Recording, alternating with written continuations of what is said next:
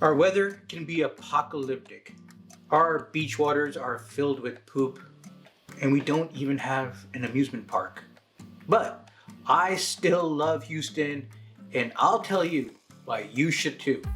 Next on The Hue Life. Yeah, so let's talk Houston for a second. Okay, we know all the old stereotypes.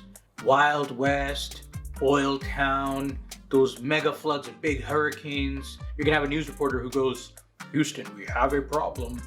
All those things are part of living in Houston. I'm gonna give you 5 great reasons why Houston is the best city in America and why the rest of the country should start paying attention. Yes, we do get some really wild storms. Yes, if you go out to put out the trash in your driveway, you're gonna be absolutely soaked in sweat in July and August. But what people don't really talk about enough of is that 8 months of the year, the weather here is actually really pleasant. The winters are crisp, the daytime highs are around 60s, and there's plenty of sunny days, unlike the gloomy winters that I remember growing up north. Plus, humidity is actually really good for the skin.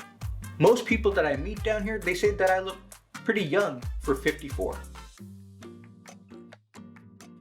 Well, if you watch my first 2 episodes, then you know the global influence on this city.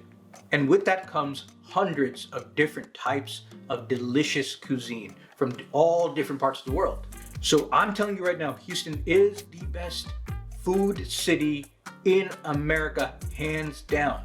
Whether it's fine dining, casual dining, the hole-in-the-wall restaurants, the back-home flavors that immigrants that come here crave, or the barbecue takes a backseat to no one. Now, I'm not completely a homer, okay?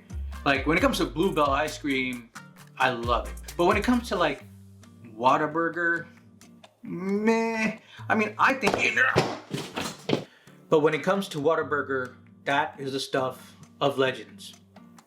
But seriously, guys, if you're a foodie, come down to Houston for a food tour. Let me just say this up front. I mean diversity of all types. Race, religion, political ideology. No matter who you are or where you're from, no matter who you worship, if you love this community of Houston, then Houston will love you back. And heck, our diversity isn't just limited to your typical thoughts of diversity. We even welcome vampires. No, I'm dead serious. We have a group of vampires in this city, and they have a badass PR person. They even made headlines for being philanthropic. And you know what? We welcome them.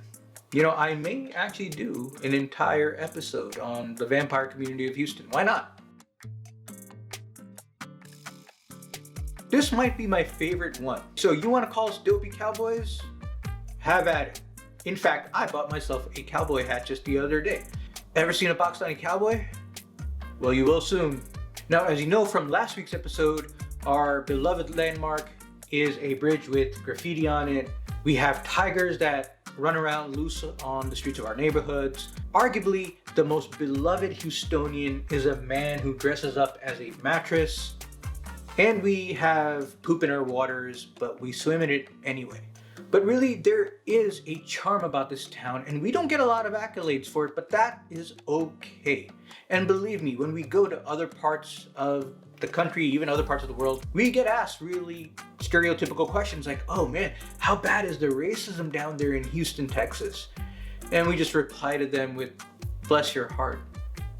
We simply embrace our weirdness, we laugh it off, and we keep moving on. And that ability to keep moving on is my final point.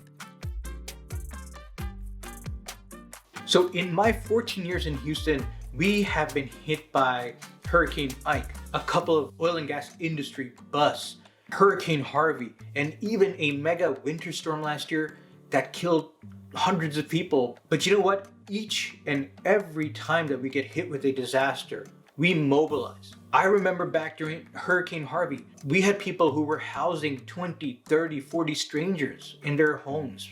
And when the oil and gas market took a hit and the economy started to go down, entrepreneurs started to step up to help each other, whether it was through key partnerships, by making interest-free loans for each other, or simply promoting one another. They stood up for each other. They really deserve a shout out here because they are those typical Houston entrepreneurs. Easy Optical of Houston off of Wilcrest and 59.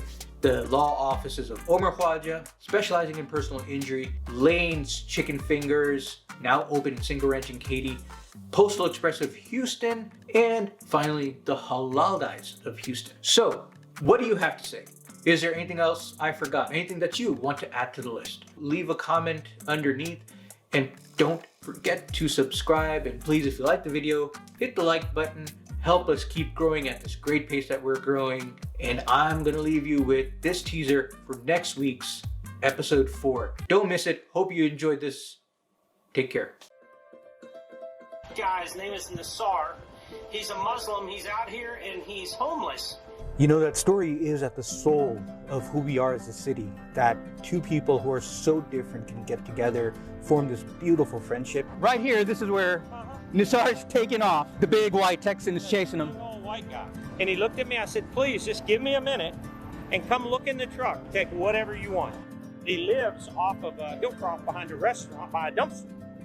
I went to social media, and that's when I made an appeal. If that's not a Houston story, I don't know That's what a is. Houston So. story.